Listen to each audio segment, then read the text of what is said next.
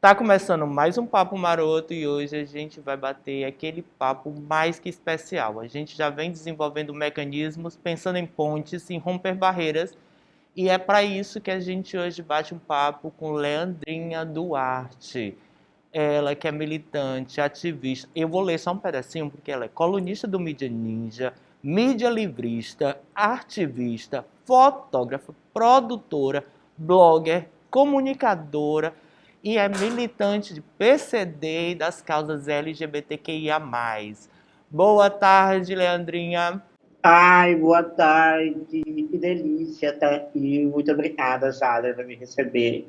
Gratidão imensa, espero que a gente consiga bater um papo bem gostoso. Obrigada mesmo. É uma honra. A honra é toda nossa. O estúdio interativo fica muito feliz e o Papo Maroto então está explodindo. Para começar a nossa conversa, eu já tenho que imaginar, pensar os nossos corpos como ocupação política, né? Eu faço isso, você faz isso, a Letícia Carolina, a professora Letícia Carolina, que também já passou aqui pelo estúdio interativo, já deixou um recado e a gente vai começar a pensar nossa conversa a partir de uma fala dela, que ela diz que quando a gente não é visto, não é comentado, não é discursivamente construído, a gente não existe. E é que é preciso a gente ocupar os espaços, tanto intelectuais quanto comunitários. Leandrinha, para começar, como é que está sendo romper e quais são as suas ocupações no momento? O que é que você tem ocupado? Eu já começo falando que o meu corpo pertence a duas agendas muito distintas, né, uma das outras. Eu pertenço à agenda de uma mulher trans, aonde a sociedade determina para o meu corpo a história da sociedade, a repulsa, o corpo que ninguém quer ter por perto, e eu pertenço à agenda de pessoas com deficiência. E, pelo contrário, o cuidado excessivo, o cuidado extremo, né? O lugar de dó, de piedade e de coitadismo através do capacitismo. Para quem não sabe, capacitismo é o preconceito e a opressão estrutural voltada para corpos com deficiência, assim como o machismo para as mulheres, o racismo para os negros, é o capacitismo para pessoas com deficiência, né? Dito isso, são agendas muito distintas e agendas que empurram esses corpos para a marginalidade das coisas, né? Para a margem, literalmente para a margem. Eu acho que o meu trabalho, eu tenho feito ele com muita ousadia. Primeiro porque o meu discurso ao longo dos anos não tem sido nada manso, nada brando, né?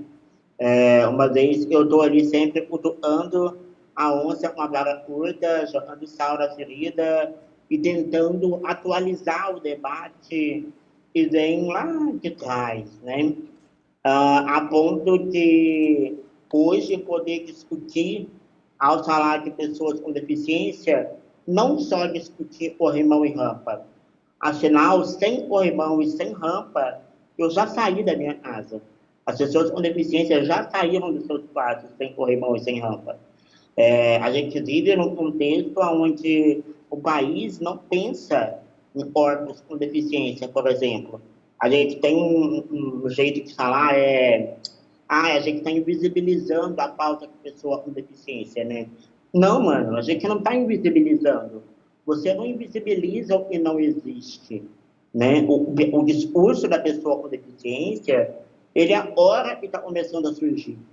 A gente tem visto sendo pessoas com deficiência ou com algum tipo de limitação sendo atacadas de todas as direções, né?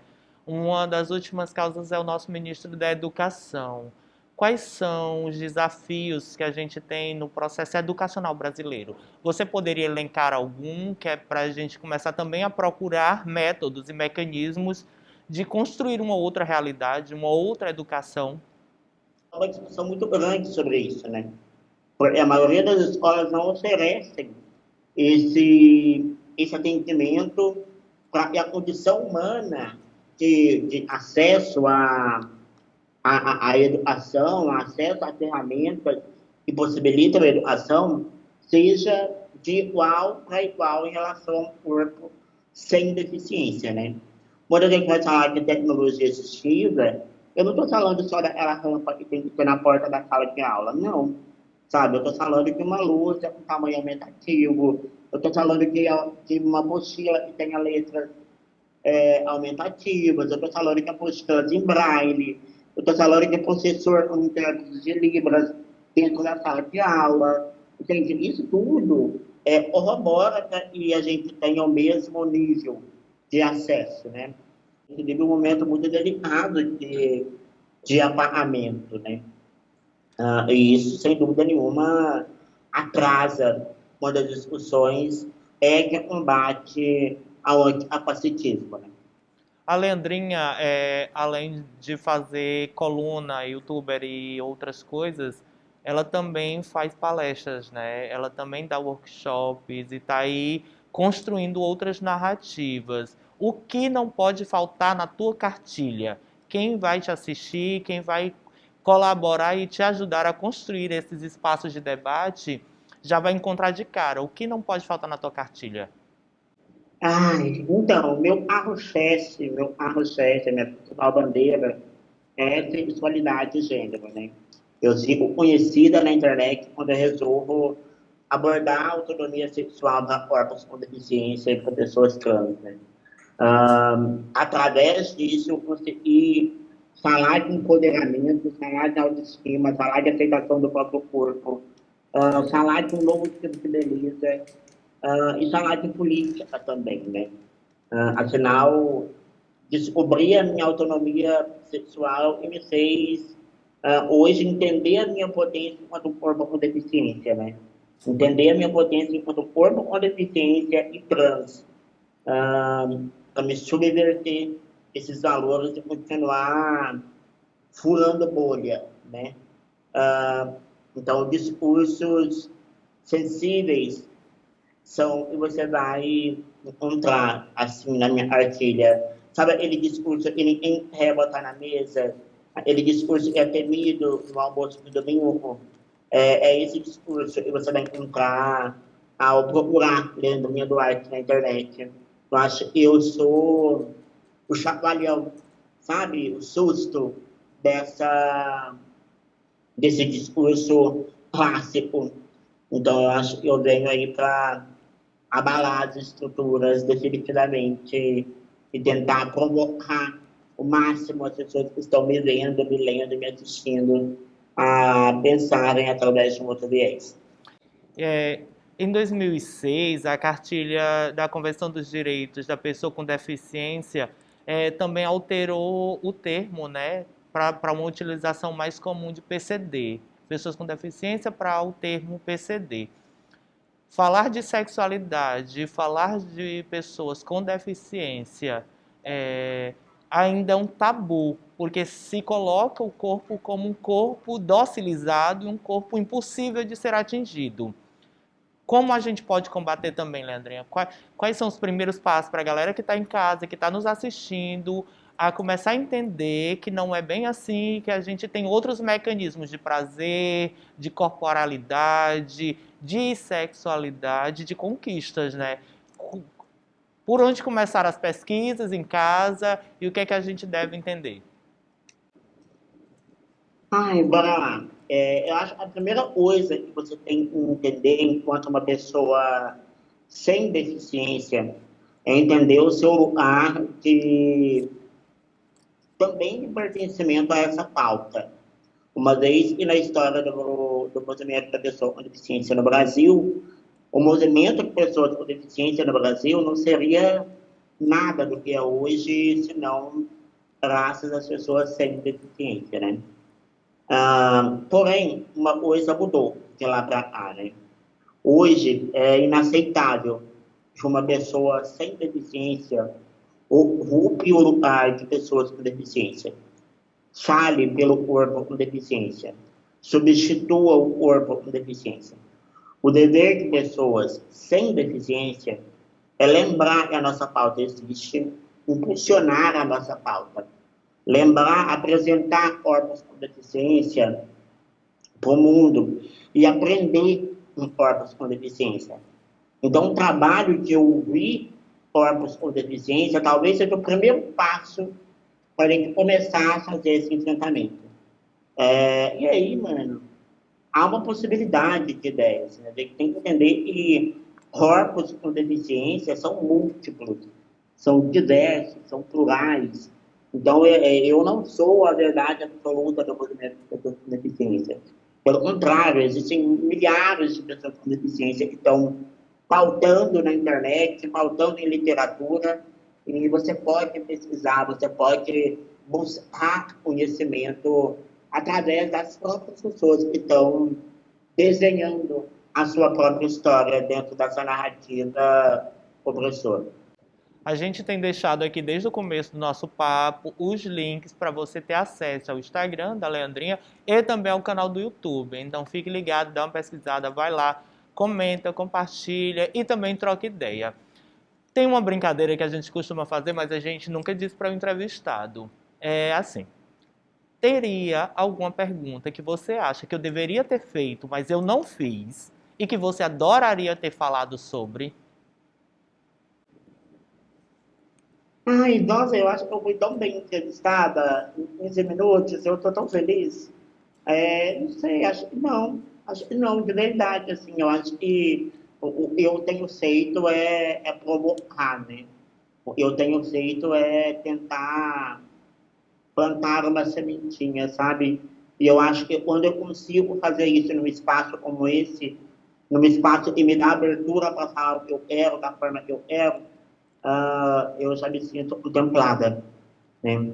Porque espaços como esses ainda são espaços raros, ainda são espaços difíceis de serem adentrados e penetrados, né?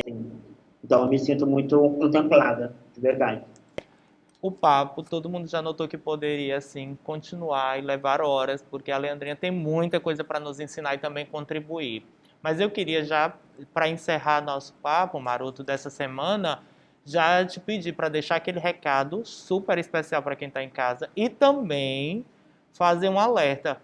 Nos bastidores eu perguntei para a Leandrinha quais são os próximos desafios dela. E ela me falou assim, uma coisa que eu achei incrível. Em vez de amarrar pontas, deixar pontas soltas. Conta um pouquinho pra gente sobre isso e deixa aquele recado para todo mundo que está em casa. Azul. Eu tenho falado nos últimos anos que a minha geração é uma geração que talvez não tenha resposta para todos os problemas que a gente está levantando agora, né? E, de fato, talvez eu não tenha resposta para todos os levantamentos que eu coloco em cima da mesa. Eu acho que o desejo é deixar a ponta solta. Ponta solta no sentido que eu não quero ser a última voz do movimento de pessoas com deficiência. Eu não quero ser a última voz do movimento trans. Se daqui 5, 10, 15, 20, 30, 40 anos alguém assistir essa entrevista e falar, a Leandrinha falou uma besteira em 2021, agora o discurso é desse jeito. Eu não tenho medo de ser atualizada. Né? Assim como eu precisei atualizar a pauta do movimento, ela lá na década de 60, eu preciso que alguém atualize as minhas pautas, que alguém continue esse legado, né? E não é um legado só meu, não é um legado que eu sou professora, é um movimento inteiro, né? Que está construindo novas narrativas de seus corpos. Então, isso é imprescindível, né? Deixar a ponta solta para que a gente consiga discutir com mais rareza, com mais lucidez acerca do movimento de pessoas com deficiência. Desde já, eu gostaria de agradecer imensamente, Jader, a toda a equipe maravilhosa que está aí por trás. Gratidão imensa, de verdade, pelo espaço. Você que está me assistindo, muito obrigada pelo carinho que me tem recebido. Eu espero que também alguma das minhas palavras tenha servido e que você possa aplicar dentro da sua casa, dentro da tua rua, do teu bairro, da sua cidade, do seu estado, do teu país. Muito obrigada. Continue me acompanhando nas redes sociais, @Leandrinha Duda, Twitter, Leandrinha Duda, Instagram. Leandrinha Duarte, no Twitter, Facebook e nas outras plataformas a mais. Muito obrigada, Jada. Gratidão imensa. Olha aí, gente, então fica esse recado super marotinho, como sempre o papo trazendo um outro olhar, uma extensão do nosso tema. E é com esse recado e a gratidão de toda a nossa equipe pelo esse papo que a gente volta pro estúdio.